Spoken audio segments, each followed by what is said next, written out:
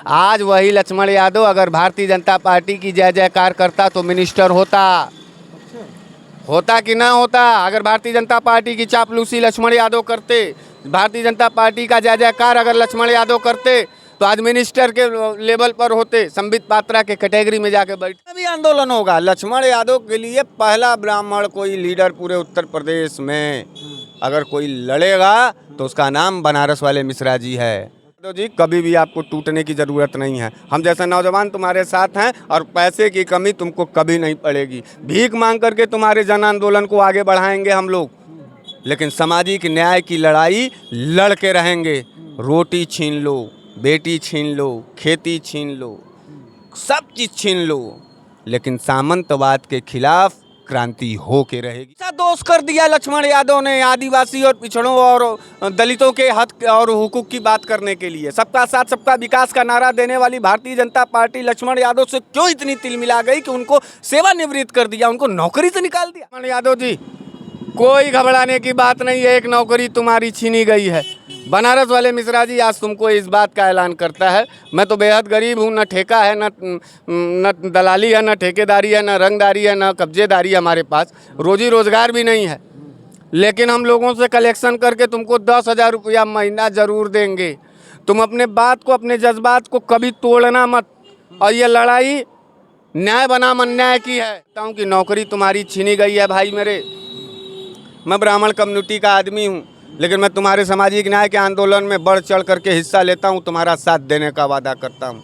लाख मनुवादी, ब्राह्मणवादी और सामंतवादी हम लोगों को गाली दें, इतनी सैलरी होगी विश्वविद्यालय की 70 से 80 हज़ार, 1 लाख रुपया। मैं पूरे देश के आदिवासी और ओबीसियों से कहना चाहता हूँ कि लक्ष्मण यादव को कम से कम 1 महीने में 10 करोड़ रुपया दे दो, ताकि उसका 10 साल का सैलरी का बराबर हो। ललकार करके मनुवाद सामंतवाद के खिलाफ वो लड़े। मान करेंगे मैं जन आदर्श भारत पर यह सनद रहे, यह प्रमाण रहे, मैं लक्ष्मण यादव के लिए तमाम ओबीसी, दलित और आदिवासियों से भी बढ़ करके आगे बढ़ करके लक्ष्मण यादव का हाथ थामूंगा और उनके लिए लड़ाई लड़ूंगा। साथियों नमस्कार, मैं हूं रजनीश और आप देख रहे हैं जन आदर्श भारत। इस वक्त उत्तर प्रदेश के वाराणसी में हैं और वाराणसी में आज हम देश के सबसे बड़े चर्चित मामले पर आज हम बात करने वाले हैं। और हमारे साथ बात करने के लिए बनारस वाले मिश्रा जी हैं, जो बड़ी बेबाकी से हर एक मुद्दे पर अपनी आवाज़ को बुलंद करते हैं। आज इतना बड़ा मामला आया है कि दिल्ली विश्वविद्यालय के जाकिर हुसैन कॉलेज के प्रोफेसर लक्ष्मण यादव को नौकरी से निकाल दिया गया है। और नौकरी से निकालने के बाद उनको समझिए कि पूरे देश में पूरा भूचाल आ गया है। अभी 3 राज्यों में सरकार जो है भारतीय जनता पार्टी की पूर्ण बहुमत की बनी है, और उसके बाद इतना बड़ा जो फैसला आया है उसको लेकर के पूरे देश में घमासान मचा हुआ है।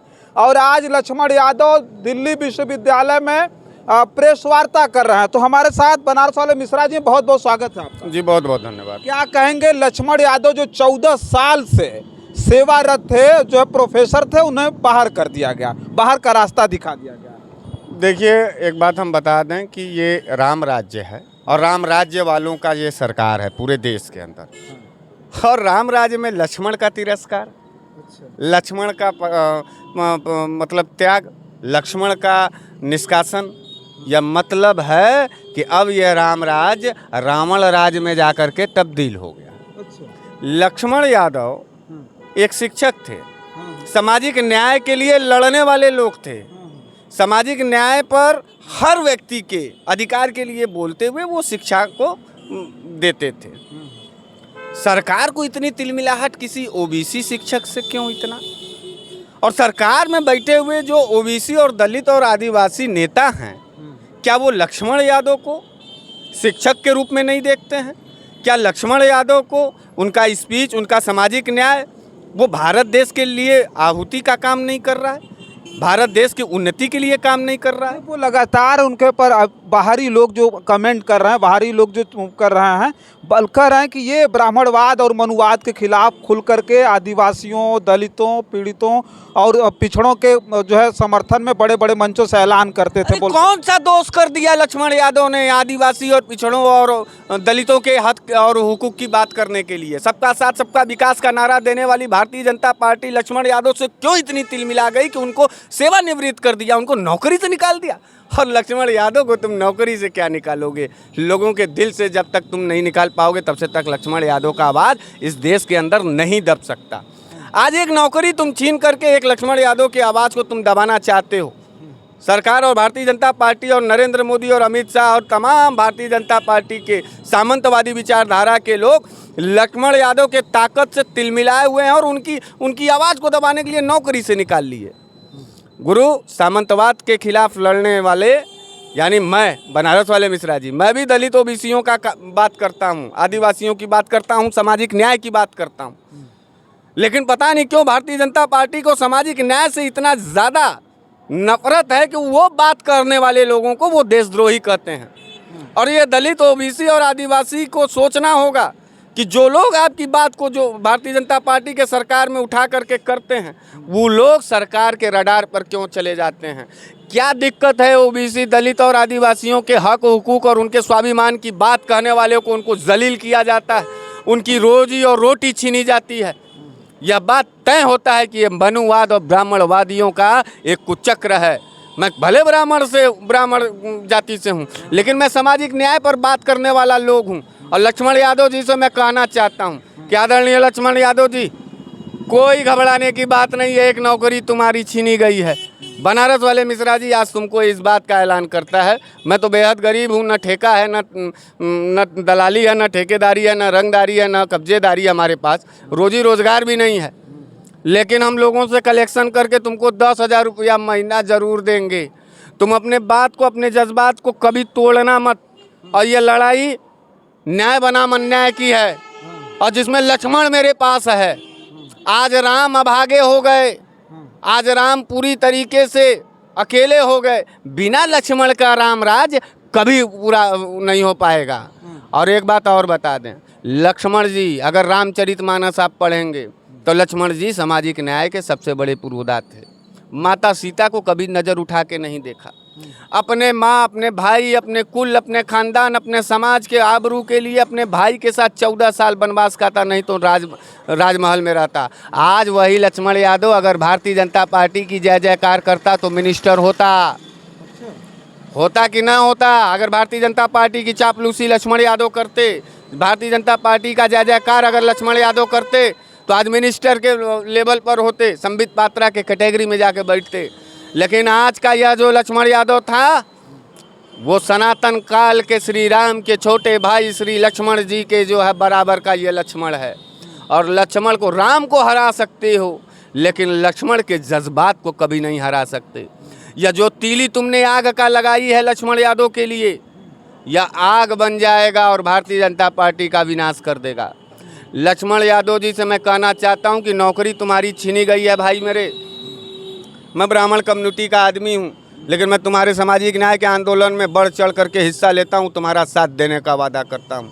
लाख मनुवादी, ब्राह्मणवादी और सामंतवादी हम लोगों को गाली दें, अरे कौन सा अपराध करते हैं? सबका साथ सबका विकास का नारा देने वाले सरकार में रोजी रोटी और बेटी और खेती की लड़ाई लड़ते हैं। कहते हैं कि नहीं, दलित, ओबीसी और आदिवासियों को बराबरी का हिस्सा दे दो। तिल मिलाते हैं ये लोग। और इस देश के दलित, ओबीसी और आदिवासियों को समझना होगा कि यह लक्ष्मण यादव का तिरस्कार, बनारस वाले मिश्रा जी को जेल, बनारस वाले मिश्रा जी जैसे तमाम, लक्ष्मण यादव जैसे तमाम लोगों को जो है कि मुकदमा कर देना, उनके ऊपर फर्जी माँ बहन की गाली देना। लक्ष्मण यादव को इस देश का ओबीसी, दलित और आदिवासी को साथ देना होगा, पालना होगा लक्ष्मण यादव को। अरे कितनी सैलरी होगी विश्वविद्यालय की? 70 से 80 हज़ार, 1 लाख रुपया। मैं पूरे देश के आदिवासी और ओबीसियों से कहना चाहता हूं कि लक्ष्मण यादव को कम से कम 1 महीने में 10 करोड़ रुपया दे दो, ताकि उसका 10 साल का सैलरी का बराबर हो। ललकार करके मनुवाद और सामंतवाद के खिलाफ वो लड़े।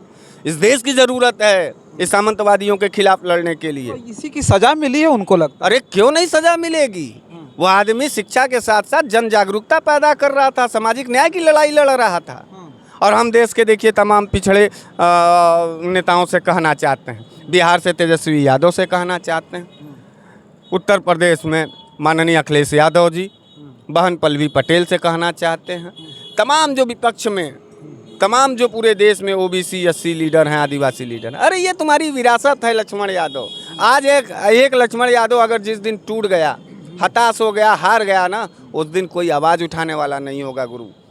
इस बुरे दौर में भी अगर हम लोग ललकार करके लड़ रहे हैं तो हमको भी ये उम्मीद है, हमको मालूम है कि अगर हमारे ऊपर जब दमन होगा, हमको जेल होगा, हमको मुकदमा होगा, हमारी रोजी रोटी छीनी जाएगी, तो कहीं ना कहीं दिल में ये रहता है कि तमाम ओबीसी दलित और एससी साथी आगे बढ़ कर के हम लोगों का हाथ थामेंगे और सामाजिक न्याय के तहत हमारा साथ देंगे और हम हमारा भी परचम लहराएंगे। अच्छा मिश्रा जी, कुछ लोग कह रहे हैं कि ये दूसरे देश के ललई यादव थे जो ब्राह्मणवाद के खिलाफ मोर्चा खोल दिए थे।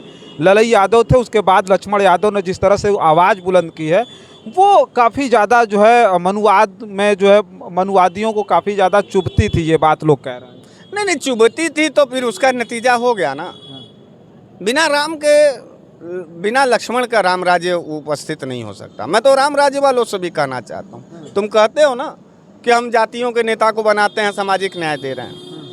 अरे वो आदमी क्या करता है यार, सोचना चाहिए दलित, आदिवासी और ओबीसियों को कि लक्ष्मण यादव का आखिर अपराध क्या था कि विश्वविद्यालय से निकाल दिया गया, और किसने निकाला? कुलपति ने निकाला। मैं पूरे देश के दलित, आदिवासी और ओबीसियों से कहना चाहता हूँ कि चिट्ठी शिक्षा मंत्रालय को लिखा जाए, मानव संसाधन मंत्रालय को, शिक्षा मंत्रालय को, कि ऐसे कुकृत और सामंतवादी विचारधारा वाले उस विश्वविद्यालय के कुलपति को बाहर कर दिया जाए, नौकरी से निष्कासित कर दिया जाए। अच्छा, उनके जो छात्र हैं वो आंदोलन पर लगे हुए, आंदोलन कर रहे हैं। बनारस में भी आंदोलन होगा। लक्ष्मण यादव के लिए पहला ब्राह्मण कोई लीडर पूरे उत्तर प्रदेश में अगर कोई लड़ेगा तो उसका नाम बनारस वाले मिश्रा जी है। और हम लोग जाति मजहब के राजनीति को कर करके सत्ता और मलाई नहीं खाना चाहते हैं।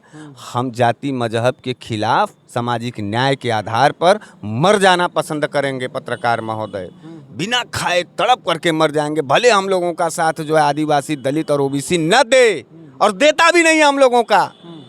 कोई नहीं पूछने आता है कि लक्ष्मण यादव या बनारस वाले मिश्रा जी तुम लोग कैसे जीते हो, खाते हो, तुम्हारे घर में क्या कमी है, तुम्हारे आगे क्या, कोई नहीं, कोई पूछने नहीं आता। लेकिन फिर भी जज्बात दिल में लेकर के क्रांति की अलग जगाए रखना हम बनारस की परंपरा है, हमारी बनारस की परंपरा है। मैं लक्ष्मण यादव के साथ एकदम ताउम्र कदम से कदम मिला के चलूँगा। जिस दिन लक्ष्मण यादव जी हमको याद करेंगे, हमारा आह्वान करेंगे, मैं जन आदर्श भारत पर यह सनद रहे, यह प्रमाण रहे, मैं लक्ष्मण यादव के लिए तमाम ओबीसी, दलित और आदिवासियों से भी बढ़ करके, आगे बढ़ करके लक्ष्मण यादव का हाथ थामूंगा और उनके लिए लड़ाई लड़ूंगा। बनारस में भी आंदोलन होगा।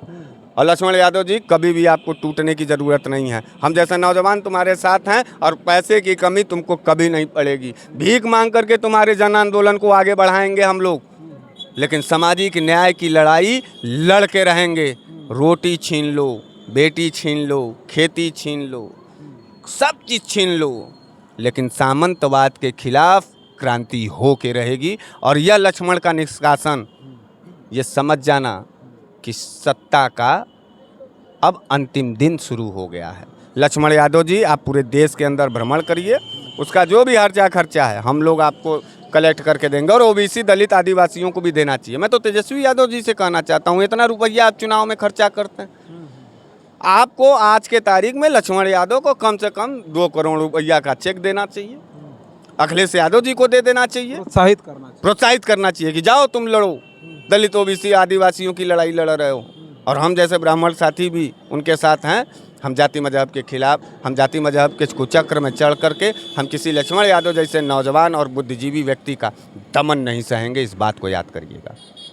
चलिए ठीक है, देखिए हमारे साथ बनारस वाले मिश्रा जी थे, और लक्ष्मण यादव के मामले को लेकर के कहीं ना कहीं अब पूरे देश में घमासान मचने जा रहा है। पूरे देश में जन आंदोलन शुरू होने वाला है, और लक्ष्मण यादव ने इस बात का आह्वान भी कर दिया है कि आप इसके लिए जन आंदोलन की आवश्यकता आज हमारे साथ हुई है, कल करोड़ों ओबीसियों के साथ होगी, दलितों, पिछड़ों, आदिवासियों के साथ ये सारी घटनाएं घटेंगी, इसलिए इसे जन आंदोलन के रूप में देखा जाए। उन्होंने एक पर एक पोस्ट भी किया था जिसकी 2 लाइनें मुझे याद आ रही। उन्होंने लिखा था कि जब डर पता चला तब ताकत पता चली, सीने की आग सीने की हिम्मत पता चली, उन्होंने लिखा है।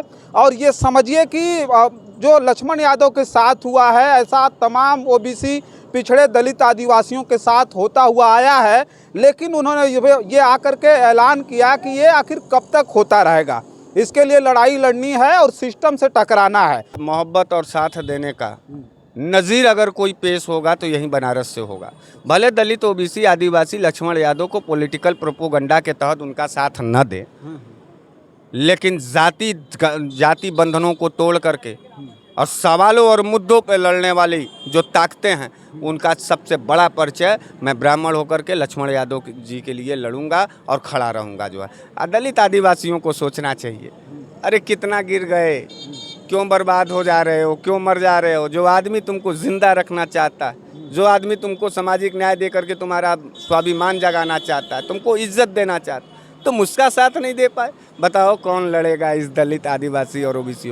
उसी दलित के ऊपर, आदिवासी के ऊपर मुंह पर पेशाब किया गया, वहीं भाजपा की सरकार बनी। इसी दलित और ओबीसी, इसी उत्तर प्रदेश में योगी बाबा के शासनकाल में बहन बेटियों का बलात्कार हुआ, वहीं भाजपा की सरकार बनी। अरे वाह रे दलित, ओबीसी, आदिवासी, वाह, तुमने तो जो तुमको जिंदगी देने आया तुमने उसको क्या मतलब क्या पहचान दे रहे हो। लक्ष्मण यादव अगर टूटा इस देश में, दमन हुआ और उसकी आवाज़ अगर दबी, तो समझ जाना आज के बाद, लक्ष्मण यादव के बाद कोई ऐसा जुर्रत नहीं करेगा जो दलित, आदिवासी और ओबीसियों की आवाज़ बन सके। यह लड़ाई है, जन चेतना की लड़ाई है, लक्ष्मण यादव को साथ देना होगा। और बनारस वाले मिश्रा जी लक्ष्मण यादव जी के लिए जान प्राण सब दे देंगे, लेकिन लड़ेंगे लक्ष्मण यादव के लिए। जय लक्ष्मण यादव।